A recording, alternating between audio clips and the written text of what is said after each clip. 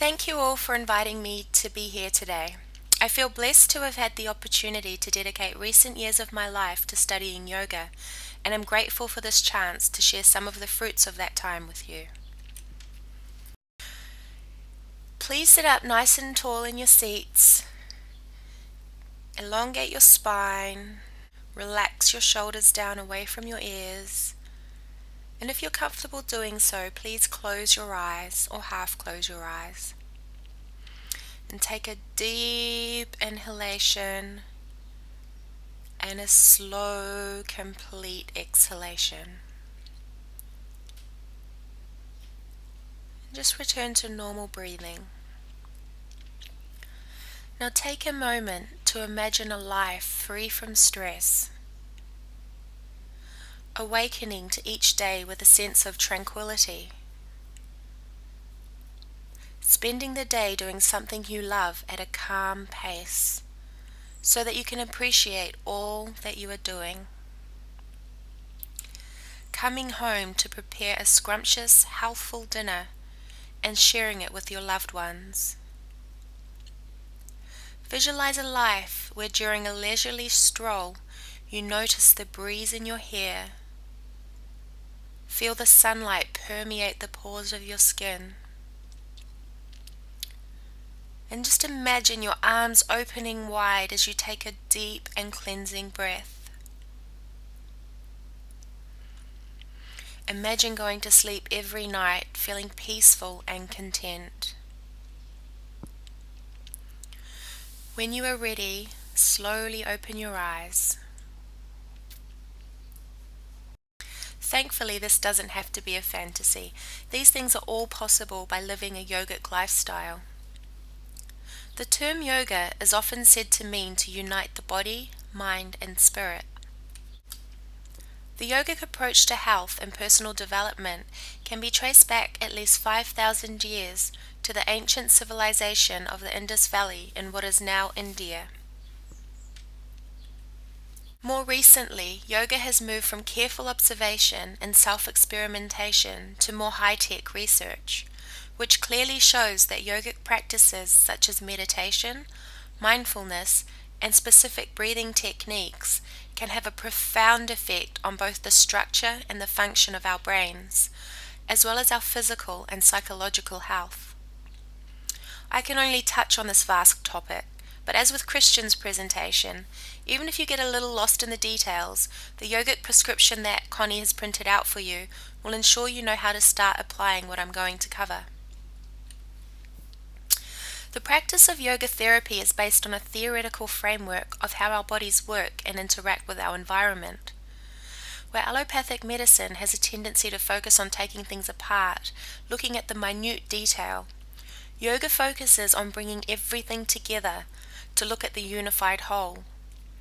Where allopathic medicine focuses on understanding, preventing, treating, managing, or curing disease, yoga focuses on understanding, restoring, and maintaining health. Both approaches done well can be complementary. When it comes to yoga and many aspects of life, how we do things is often more important than what we do. Understanding some of the philosophy that underlies the many practices in yoga helps us practice in the best way and with the right intention.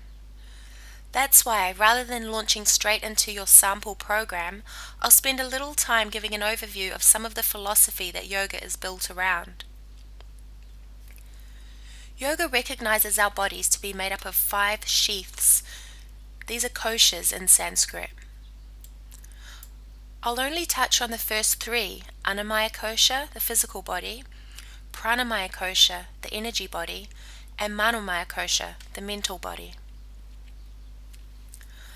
Annamaya refers to the physical body and is often called the food body. It is considered to be made up of the 5 elements: earth, water, fire, air, and ether. In allopathic medicine, this physical body often gets most of the attention because disease has its most obvious and measurable expression in the physical body. Within Annamaya Kosha, there are 3 combinations of elements that make up our physical constitutions. In yoga and Ayurveda, they are called doshas. The doshas reflect the elements and, more importantly, key physical and psychological qualities. The doshas are vata, pitta, and kapha. Everyone embodies all the doshas, but one is often dominant. We are all born with our individual blend of the doshas, but life can pull us away from this primary state. When that happens, disease can manifest. One goal of yoga therapy is to restore us to our original constitution. The principle at work here is that like increases like. For example, someone with a pitta constitution where fire and water dominate is likely to be more prone to pitta symptoms such as skin rashes or acid reflux. The symptom would only be made worse if the person ate pitta-enhancing foods such as chilies, but would be soothed by pitta-reducing foods like yogurt, cucumber, and watermelon. Next is Pranamaya Kosha, the energy body. Yoga recognizes 7 main energy centers or chakras along the torso and in the head. In terms of gross anatomy, the 7 chakras correspond to major nerve bundles, endocrine glands, and organ systems. Each also corresponds to aspects of psychology. Fluids like lymph and blood, as well as electrical impulses, flow through the chakras. These fluids, impulses, and other things that travel into and through the body are collectively referred to as prana, or life force energy.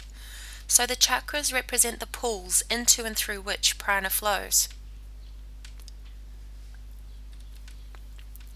Think of the pools in this picture representing the chakras, and the water representing the flow of prana. When the water or prana is free to flow steadily and without impediment, we experience good health. When the flow is partly blocked and prana is allowed to build up in one pool and diminish in another, disease manifests. The disease isn't random. Both the area affected and the nature of the condition can be predicted from the distribution of prana in the chakras. The focus of today and the prescription that I'm going to give you is on regulating anahata, or the heart chakra. That's because it's frequently overburdened in women. We see this reflected in the high relative prevalence of symptoms around this area.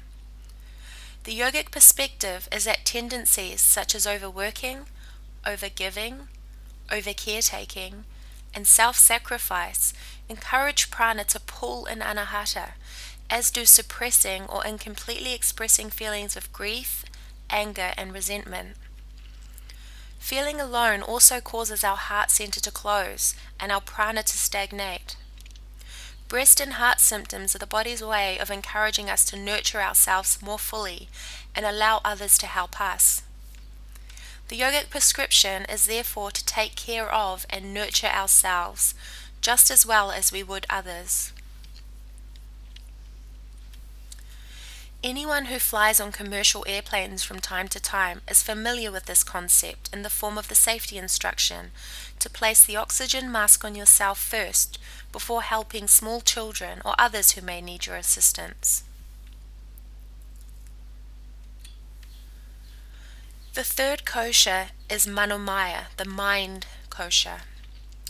Yogis intuited thousands of years ago what modern research is constantly confirming, that our thoughts and feelings have a direct short and long-term effect on our bodies.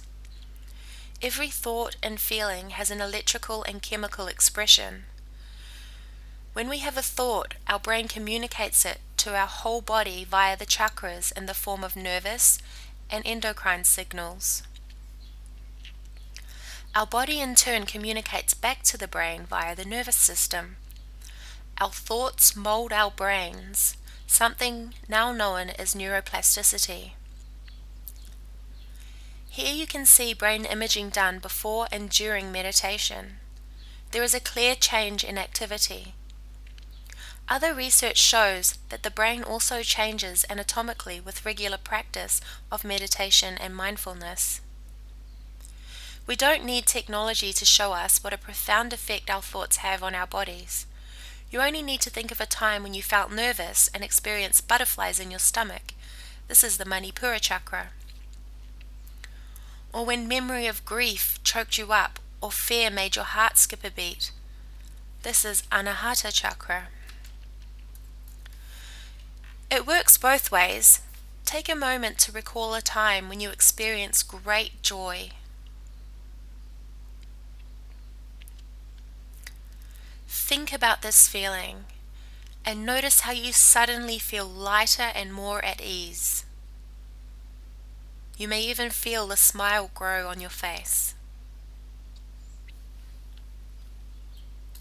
You can feel from these examples that our bodies often make little distinction between what we recall from the past and what we experience in the present. Yoga and modern psychology recognize that it is our perception of events, rather than the events themselves, that drives our physical and mental response. Our perception is our reality. Indian yogis like to illustrate this with a simple story. Imagine walking into a dimly lit room. As you look around, you see a coiled shape in the corner. A snake! Your heart beats faster, your breathing becomes agitated, and adrenaline pours into your bloodstream. You frantically search for the right course of action. Should you call emergency services, scream for help? Fear-based thoughts constantly interrupt reason. What if it's poisonous and you get bitten? Then you instinctively reach for the light switch. Light has the power to disclose what is shrouded in shadow. There is no snake, there never was. There is just a coiled piece of rope. Despite there never having been any danger, your body still has to deal with the trauma of your original perception. Meditation and the practice of mindfulness lets us see past the shadows of our perception. With time, we can gain more conscious control of how we perceive. By gaining better control of our thoughts and therefore our internal world, the external world has less power over us. This is why yoga puts a great emphasis on self-reflection. The act of meditation is really just the process of witnessing and acknowledging, not interpreting or judging, just witnessing and acknowledging our thoughts and feelings. This clears mental space, brings the subconscious into the conscious, and puts us in touch with our bodies. It unifies our minds and bodies and helps us become better drivers of both. The actual practice of yoga is often divided into 8 limbs. Think of yoga as a tree.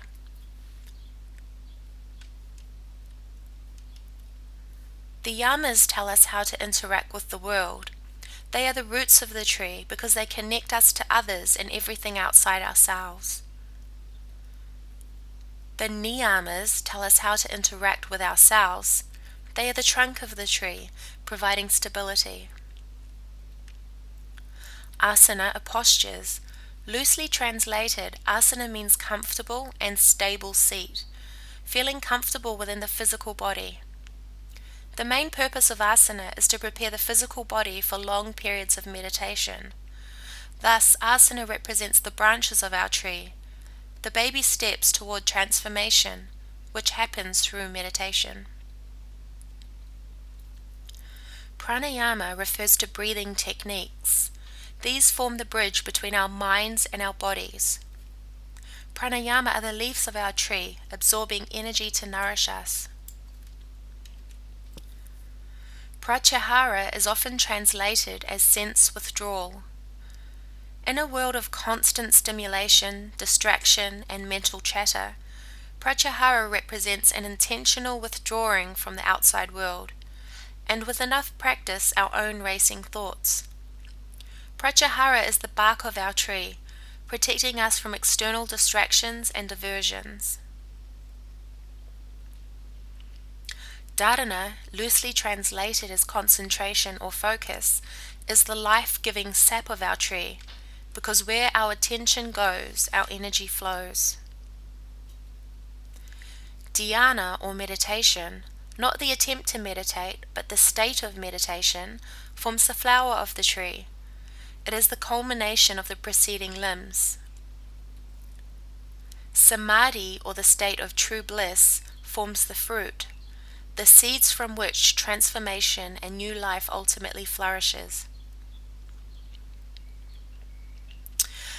Now, before I take you through your yoga therapy prescription, there are a couple of points I'll clarify in advance. The word asana translates to stable, comfortable seat or posture. So stable and comfortable is how each asana should feel. Only when each movement is linked to the breath and performed with complete focus and awareness does the practice truly become yoga. The breath is the bridge between mind and body, coordinating movement and quietening the mind. Done in this mindful fashion, each asana provides a moment of self-reflection, enabling you to connect fully with your body and observe your emotions. The practice is like an internal shower, rinsing away physical and mental tension by encouraging the free flow of prana through the chakras and other energy channels. Over time, the body becomes more relaxed and the mind more calm. Our breathing reflects our inner state. When we are calm, we naturally breathe more slowly and evenly.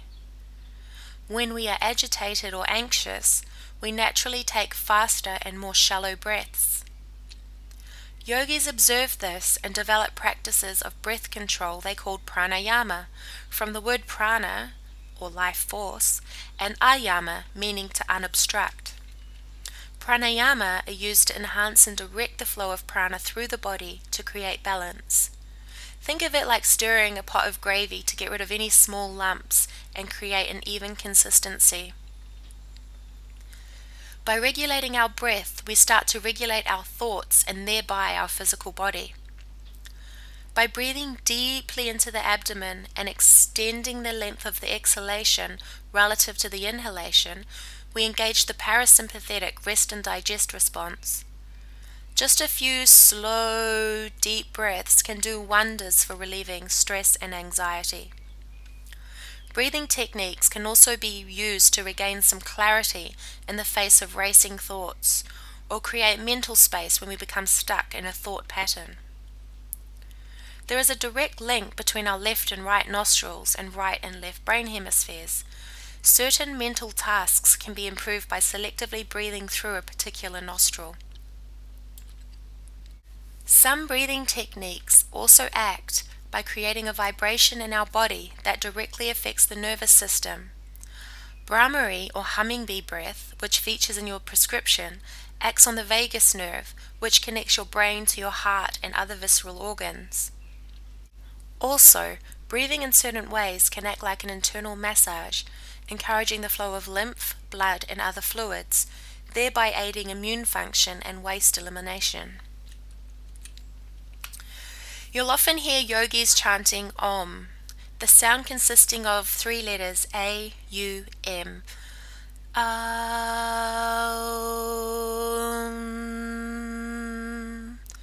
This uses the entire vocal spectrum. It makes a great start to a yoga practice, as harmonious sounds resonating through your own voice help you to develop inner silence. Chanting Om helps to draw your awareness inwards and can have a profound, calming effect on the nervous system. The beauty of this practice is in its simplicity. You can do it anywhere, at any time. Beyond Om, there are other sounds that are used in yoga to generate internal vibrations to create desired effects on the nervous system. Another way to anchor our thoughts and direct our attention is the use of mudras. Mudras are shapes we assume with our bodies or parts of our bodies that help to anchor us to a desired state. You will often see mudras used by people meditating. Although each shape has certain qualities in terms of directing the flow of energy, much of the benefit lies in focusing on what the mudra symbolizes. Meditation is in many ways the culmination of yoga practices. Asana prepares the body to sit in meditation for prolonged periods without physical discomfort. Pranayama prepares the mind by beginning to quieten our thoughts. Meditation quietens the mind further. By simply witnessing our thoughts without interpretation or judgment, we can let them go and create mental space. Meditation lets us slowly delve into our subconscious, bringing what is submerged to the surface where it can be dealt with and ultimately let go so that it no longer has power over us. Meditation is like a mental spring clean. A clean that empowers us to release the patterns and blockages that are causing disease or might do so in the future. With practice, our mental chatter diminishes, and in time we become truly present with what is, not our memories of the past, predictions of the future, or judgments and interpretations of the present, just what is, exactly as it is. Through this process, we enhance the clarity of our thoughts, and the clearer our thoughts, the more conscious our actions. The benefits of meditation are immediate, but as with any practice, can be short-lived. Meditation allows us to release emotions. Sometimes this can be challenging, but regular practice will lead to true self-acceptance and the deep contentment that comes with that. When faced with intense feeling, it can be especially helpful to simply observe our thoughts as if they weren't our own. The idea is not to dwell on strong emotions, as this will simply recreate the physical expression of those emotions in our bodies. The goal is to witness all thoughts with equanimity, and thereby change our relationship to them so they no longer have power over us. Although meditation is its own practice, the awareness, often called mindfulness, can be applied to any activity. It's just more powerful to do it while sitting or lying still in a quiet, comfortable environment. Although yoga may be described as a discipline or practice, it isn't about striving to do ever more difficult asana or mastering ever more complicated pranayama. These are a means to an end and can actually become their own distractions. Yoga is about embracing the beauty and the truth of simplicity, and thereby reap the benefits of a simple, uncluttered life that embodies the principle that often less is more. Last but not least, even if all else is out of reach at any given moment, laugh. Laugh at the world and laugh at yourself. The very sound, ha, encourages our bodies to release endorphins into the blood, producing a natural high. It can free us from the physical manifestation of stress by the release of muscle-relaxing hormones, and boost our immunity by increasing immune cells in the blood. So go ahead and take every opportunity to laugh. If there's one message I want to convey, it's that health comes when we treat ourselves as compassionately and conscientiously as we would a dear loved one. Now we'll come to the second part of the talk where I'll take you through your yoga therapy prescription.